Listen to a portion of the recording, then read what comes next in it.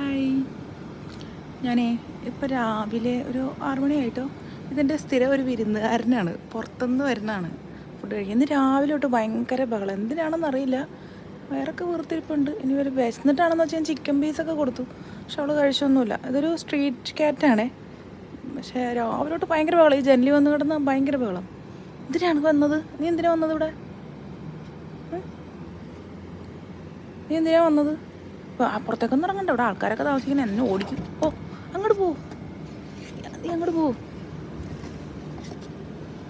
ഗർഭിണിയൊന്നുമില്ല, മക്കളെ കൊണ്ടുവരാനുള്ള പരിപാടിയാണോന്ന് അറിയാൻ പാടില്ല. അപ്പം ഞാൻ അടച്ചേ.